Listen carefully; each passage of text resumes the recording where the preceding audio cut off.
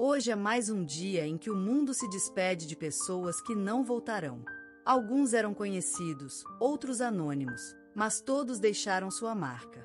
Pais, filhos, amigos, amores. Histórias que agora vivem apenas na memória. Este vídeo não é só uma lista de nomes. É um tributo silencioso àqueles cuja jornada terminou. Assista até o fim. Dedique um momento de respeito. Inscreva-se no canal, para que a memória deles nunca se apague. E agora, começamos! No mês de maio, o Brasil se despediu de um dos seus pensadores mais inquietos, Augusto Ferreira Lemos, sociólogo, educador e político, cuja vida inteira foi um ato de resistência, estudo e amor ao povo. Nascido em Recife, numa casa simples de madeira às margens do Capibaribe, Augusto cresceu rodeado por livros emprestados, rádios de pilha e discussões sobre justiça que ecoavam da cozinha onde sua mãe, lavadeira, fazia feijão preto ao som de Jackson do pandeiro. O pai, alfaiate, ensinou-lhe a paciência e o ofício da observação, do corte e da escuta. Com apenas 10 anos, perdeu a irmã mais velha para a fome. Foi esse trauma que o marcou com a certeza de que conhecimento não pode ser privilégio. Aos 17, ingressou na Universidade Federal de Pernambuco, onde estudou sociologia e criou um grupo de estudos com jovens da favela do Coque. Dormia pouco, lia muito e repetia: educar é provocar incêndios de pensamento. Na década de 80, publicou o livro A Cidade que Devora Seus Filhos, denunciando o descaso com os jovens negros nas periferias urbanas. A obra foi censurada durante um ano, mas ganhou notoriedade e, em 1989, foi premiada com o Prêmio Nacional de Ciências Sociais, no Brasil, reconhecendo seu papel pioneiro na denúncia das desigualdades estruturais. Durante sua trajetória, Augusto enfrentou perseguições, foi demitido de 3 universidades por postura subversiva, chegou a ser preso em Brasília após um discurso inflamado sobre corrupção. Mas seguiu firme, dizendo: quem cala diante da injustiça, grita do lado errado da história. Na vida pessoal, foi casado com a jornalista Teresa Campos, com quem teve 2 filhos. Após a separação, manteve longas conversas semanais com ela por telefone, como se nunca tivessem deixado de ser cúmplices. Em casa, gostava de preparar o próprio café, ouvia música clássica nas madrugadas e colecionava pedras que encontrava em suas caminhadas. Dizia que cada uma contava uma história. Nos bastidores, era introspectivo, tímido até, mas em público, transformava-se num orador apaixonado, capaz de levantar multidões em silêncio atento. Fundou o Instituto Cidadania Ativa, que formou mais de 10.000 jovens líderes comunitários ao longo de 20 anos. Algumas de suas frases mais lembradas: a política é o espelho onde se vê a alma de um país. Não existe muro alto demais quando se pisa com verdade. Meu medo nunca foi morrer, mas viver sem utilidade. Nos últimos anos, debilitado por uma doença neuromuscular, recusou o exílio do silêncio. Continuou escrevendo crônicas semanais ditadas à filha caçula, e apareceu em público pela última vez no encontro com estudantes em Salvador. Usando cadeira de rodas, pediu apenas um microfone e falou por 20 minutos sobre esperança. Morreu no mesmo hospital onde, 40 anos antes, havia levado livros a pacientes com depressão. No velório, não houve discursos oficiais, mas uma fila de quilômetros de pessoas comuns, segurando suas obras, lembrando seus gestos, seus abraços. Augusto Ferreira Lemos deixou não apenas lembranças, mas uma era inteira encarnada em seus escritos, ideias e alunos. No silêncio sereno de uma manhã de maio, o Brasil perdeu uma de suas vozes mais ternas e revolucionárias, Marina Duarte Cavalcante, atriz, diretora de teatro e educadora popular, que dedicou sua vida inteira à arte como instrumento de transformação social. Nascida em São Luís do Maranhão, Marina cresceu entre quintais compartilhados, cheiro de peixe assado e o batuque dos tambores de crioula. Filha de uma professora de alfabetização e de um estivador do Porto, ela aprendeu desde cedo a importância da escuta, do corpo em movimento e do olhar atento. Aos 10 anos, montava pequenas peças com seus vizinhos, adaptando histórias de cordel para a varanda de casa. Durante a juventude, enfrentou a dor precoce da perda do pai em um acidente de trabalho.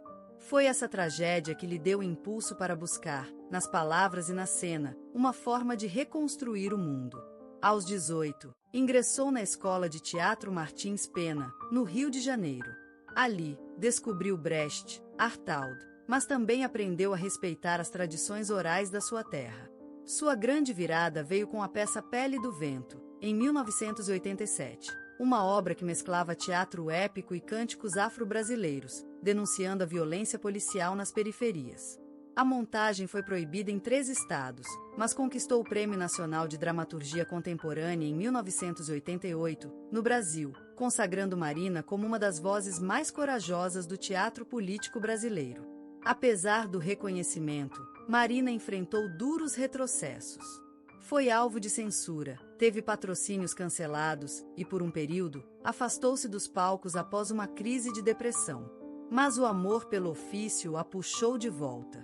Fundou o projeto Palco Livre, levando oficinas teatrais a presídios femininos e comunidades ribeirinhas, sempre com o lema: toda dor quer ser ouvida. Em sua vida íntima, viveu um casamento longo com a poetisa Lúcia Andrade, com quem dividiu não apenas uma casa de janelas azuis, mas uma filosofia de vida baseada na ternura e no enfrentamento coletivo. Não tiveram filhos, mas criaram juntas 3 afilhadas, com quem mantinham almoços aos domingos e longas conversas sobre literatura e política. Em casa, Marina cultivava orquídeas, adorava cozinhar bobó de camarão e tinha o hábito de escrever cartas à mão, mesmo em tempos digitais. Seus diários, ainda inéditos, guardam pensamentos densos e delicados sobre amor, velhice, resistência e memória. Dizia: o palco é o único lugar onde o silêncio tem som. Quem cala diante da injustiça, escreve com tinta apagada. Amar é também um ato político. Seu último espetáculo, Coração em Ruínas, foi encenado em cadeira de rodas. Marina já enfrentava os efeitos do lupus, mas insistiu em participar de todos os ensaios. Sua última aparição pública foi num sarau em Belém, onde leu um poema de sua companheira, com lágrimas nos olhos e um sorriso de menina. Faleceu em casa, cercada por livros, velas e o som de um violoncelo. Pediu que seu velório fosse sem flores, mas repleto de vozes femininas lendo poesia. Milhares de mulheres, jovens atrizes, professoras e líderes comunitárias compareceram com seus lenços brancos e cartazes com trechos de suas peças. Marina Duarte Cavalcante deixou não apenas lembranças, mas uma era inteira encarnada em seus escritos, ideias e alunas. Hoje, o mundo conhece o nome Pablo Vittar como um símbolo de liberdade, ousadia e brilho. Um ícone da música pop brasileira. Uma estrela que não apenas canta, mas transforma. Que dança como quem desafia a gravidade das expectativas. Que olha nos olhos do preconceito e o desarma com glitter, coragem e voz. No palco, Pablo é maior que o corpo. É gesto, é vento, é grito e reza. Um furacão de expressão que carrega consigo a dor da negação e a beleza da reinvenção. Milhões a seguem, mas poucos imaginam o caminho que seus pés descalços um dia trilharam. Pablo Vittar nasceu no dia 1 de novembro de 1993, na cidade de São Luís do Maranhão, no coração quente do Nordeste brasileiro. Mas logo se mudou com a família para Santa Inês, onde cresceu cercada pelo som dos galos ao amanhecer e das vozes fortes das mulheres que sustentavam a casa com coragem e panela na mão. O lar era simples. Pequeno, mas cheio de ecos, de risadas, de cantos, de chamadas no portão. A mãe, Vera, era técnica de enfermagem. Uma mulher de fibra e ternura. Trabalhava muito, mas sempre deixava um beijo na testa e um conselho no ar: nunca tenha vergonha de ser quem você é. O cheiro mais forte na casa era de sabão em pó e café coado. Mas, quando era dia de faxina com música, o ar se enchia de Roberto Carlos, Alcione, forró das antigas e hinos evangélicos. A música era onipresente, no rádio velho da cozinha, nos cantos da rua, na alma da criança que ouvia tudo e guardava cada nota como se fosse segredo. Pablo, ainda criança, olhava as sombras dançando no teto à noite e imaginava histórias. Era sensível. Era diferente. Sentia demais. Tinha medo do escuro, sim, mas mais ainda do silêncio das pessoas que não entendiam sua doçura. Brincava sozinha às vezes, mas nunca solitária. Havia um universo inteiro dentro de si. A boneca de pano, escondida embaixo da cama. O batom roubado da mãe, passado com ares de ritual. As toalhas amarradas como vestidos, os desfiles secretos no quintal. Já ali, aos poucos, surgia a artista. Não com gritos, mas com sussurros de sonho. Na escola, era o menino tímido que dançava melhor que todos. O que sabia cantar afinado, mas baixinho. Que sofria com olhares tortos e comentários cruéis, mas que voltava para casa e se reconstruía com música. A infância de Pablo era resistência sem nome. Era delicadeza em um mundo que cobra dureza. Havia um espelho pequeno no quarto. E nele, Pablo via não o que os outros viam, mas o que sentia ser, um ser em expansão. Um corpo em descoberta. Uma alma com sede de palco, de luz, de ser vista. Foi assim, nos corredores humildes de Santa Inês, entre panelas, preces, música e silêncio, que nasceu não apenas um nome, mas um destino. Um espírito que dançava antes mesmo de saber que dançava. Que cantava para sobreviver, e que aprenderia mais tarde que, ao cantar, também faria outros viverem. Essa é a história de uma estrela que começou como um brilho tímido no quarto de uma criança. E que, mesmo enfrentando escuridão, nunca deixou de acender em si o fogo de ser inteira. Às vezes, quando o sol caía e as sombras cresciam nas paredes do quarto, Pablo se perguntava se algum dia haveria um lugar no mundo onde pudesse simplesmente ser. Não esconder a voz aguda. Não baixar os olhos para fugir dos insultos. Não ter que engolir o choro. Mas cantar, brilhar, voar. A adolescência chegou como um vendaval. O corpo mudou, a mente se expandiu, mas o mundo continuava estreito. Santa Inês era pequena demais para os sonhos grandes demais. E a escola? A escola era um campo de batalha. Bichinha. Aberração. Palavras que rasgavam mais do que socos. Mas Pablo descobriu cedo que a dor podia se transformar. E que quem dança, às vezes, sobrevive. Nas festas escolares, no intervalo com os amigos mais ousados, no espelho do banheiro ensaiando passos de coreografia, havia sempre um refúgio, a arte. Começou a cantar nos aniversários dos vizinhos. No coral da escola. Gravou vídeos caseiros, ainda tímidos, onde seu rosto aparecia com maquiagem leve e olhos brilhando. Eram sementes. Pequenas fagulhas lançadas no escuro, esperando um vento bom. Mas havia também o medo. O medo de nunca ser aceita. De ser demais para a família, de ser de menos para o mundo.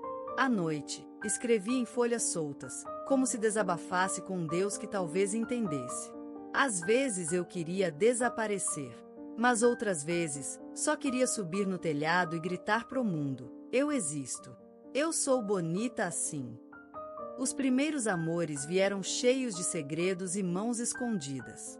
Com eles, vieram também as primeiras decepções. O coração de Pablo aprendeu cedo que o amor pode ser espelho ou espinho, que nem todo carinho é sincero, e que amar a si mesma seria, talvez, o maior de todos os desafios. Mas mesmo em meio aos nãos, aos risos cruéis e às portas fechadas, Pablo encontrava uma faísca. Na música da Beyoncé, nos clipes da Ivete, nas novelas que via escondida. Nas histórias de artistas que também tinham sido zoados, rejeitados, mas que hoje eram lenda. Começou a experimentar com mais coragem. Peruca loira num dia, unha pintada no outro, uma roupa ousada, uma performance improvisada com os primos mais engraçados. Alguns zombavam, outros aplaudiam. Mas, o mais importante, ela começava a se ver. E nesse caos de sentimentos, nesse grito silencioso, nasceu a certeza: se o mundo não me aceitar, eu criarei um mundo novo. Pablo não queria apenas palco. Queria voz. Queria liberdade. Queria ser a figura que um dia ela mesma precisou ver na televisão. Queria ser farol para quem estava perdido. Queria ser uma resposta para as perguntas que doíam na alma. Foi nesse furacão de emoções, entre rímel borrado e risos altos, entre crises existenciais e festas improvisadas, que começou a se desenhar artista que o mundo conheceria. Uma força que vinha da dor, mas também da beleza. Um coração que ainda batia com medo, mas agora também com fé. O dia em que Open Bar explodiu nas redes não começou diferente dos outros. Pablo acordou com o barulho da cidade, tomou café com a mãe e, antes de sair, colocou os fones. Era Beyoncé na veia, como sempre. Mas naquela manhã, o mundo já tinha começado a mudar. Ela só não sabia ainda. O vídeo se espalhou como fogo em mato seco. Blogs, portais, influencers.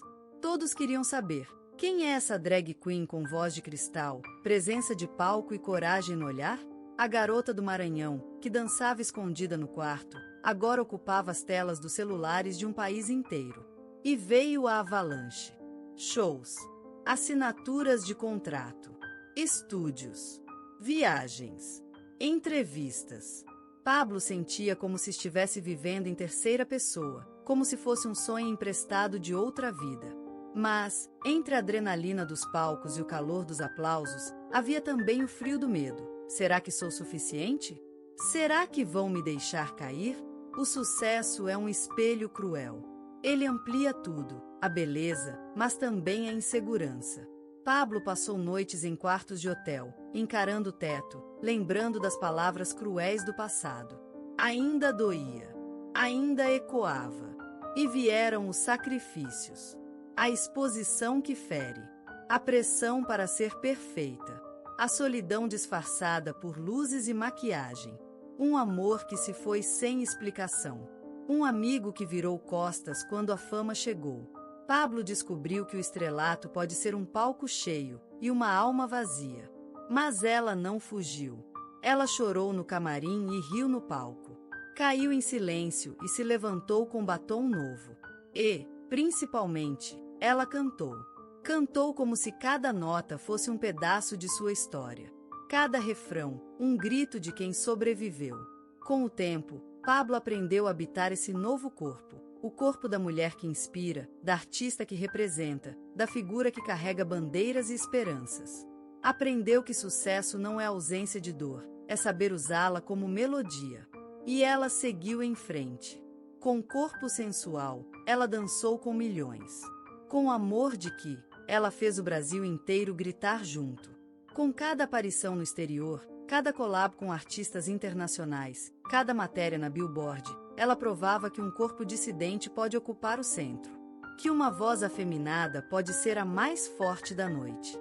Mas a maior conquista veio no silêncio. No olhar de uma menina trans na plateia que chorava de emoção. No abraço de um garoto gay que disse: "Você salvou minha vida." No beijo da mãe que disse: "Agora entendo meu filho." O sucesso verdadeiro não estava no palco, mas na transformação que vinha depois. No mundo que se dobrava, aos poucos, ao brilho de quem ousava ser quem é. Hoje, quando Pablo desce do salto e deita a cabeça no travesseiro, ela não se pergunta mais: será que vão me aceitar? Ela sabe, ela existe, ela canta, ela muda vidas.